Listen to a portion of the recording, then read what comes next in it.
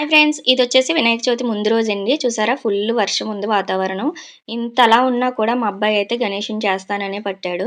మా వారైతే కొనేసుకుందాంలే ఎందుకు మట్టి కూడా దొరకట్లేదు అనేసన్నారు. అయినా కూడా వెళ్ళి ఒక 2, 3 ఇల్లులు తిరిగి అయితే మట్టి తెచ్చుకున్నాడండి. స్కూల్ నుంచి రాగానే అయితే ఇలా మట్టి తెచ్చుకొని స్టార్ట్ చేశాడు. ప్రతి ఇయర్ కూడా గణేషుడినయితే చేస్తాడు మా అబ్బాయి.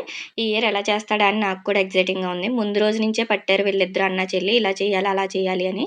యూట్యూబ్‌లో ఒకటైతే ఫాలో అయ్యారు. దాని ప్రకారం అయితే చూడండి చాలా బాగా అయితే రెడీ చేస్తున్నాడు. మా అమ్మాయి అయితే నేను చేసేస్తానని ఇక్కడ ప్రాక్టీస్ చేస్తుంది. స్కూల్ నుంచి వచ్చిన కాడ్నించి మళ్ళీ అవే చేస్తూ ఉంది. ఇక్కడ మా అబ్బాయి అయితే ఎటకారం ఆడుతున్నాడు. స్నోమాన్ చేస్తుందమ్మా వినాయకుడిని కాదు అని చెప్పి. మా అబ్బాయిదైతే ఒక రూపుకైతే వచ్చింది చూడండి. వీళ్ళిద్దరిని ఇలా చూస్తుంటే మా అన్న, చెల్లి మేము కూడా బొమ్మలు చేసుకునేవాళ్ళం మట్టితో. అది గుర్తొచ్చింది నాకు. మా అమ్మాయి చూసారా మొత్తం మట్టి చేసుకొని ఇలా అయితే తయారయింది. ఫైనల్‌గా ఏం చేసావు అంటే చూపించొద్దు, నన్నసలు చూపించొద్దు, నేనేం చేయలేదు అంటుంది నన్ను.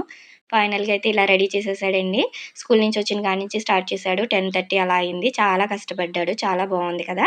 అయితే దీనికి ఇంకొంచెం రంగులు దిద్దాలి అని చెప్పి నేనైతే కలర్స్ యూజ్ చేయకూడదు అని చెప్పి వాడు పడుకున్న తర్వాత గంధం, పసుపు, కుంకుమ అలానే వరిపిండితో అయితే కొంచెం డెకరేట్ చేద్దామని అనిపించింది. మార్నింగ్ లేసి వాడికి కూడా చాలా హ్యాపీగా అనిపిస్తుంది కదా అని చెప్పి చాలా బాగా అనిపించిందండి. నాకు కూడా ఈట్లికి ఇలాగా టైమ్ స్పెండ్ చేయడం అనేది. ఫైనల్‌గా మా ఇంటి బొజ్జ గణపయ్య అయితే ఇలా రెడీ అయిపోయారు. చూడండి చాలా క్యూట్‌గా, నేచురల్‌గా ఉంది కదా! చాలా బాగా అనిపించింది. మా అబ్బాయి కష్టానికి మీకు నచ్చితే ఒక్క లైక్ అయితే ఇవ్వండి. కామెంట్ చేయండి ఎలా ఉంది అనేది.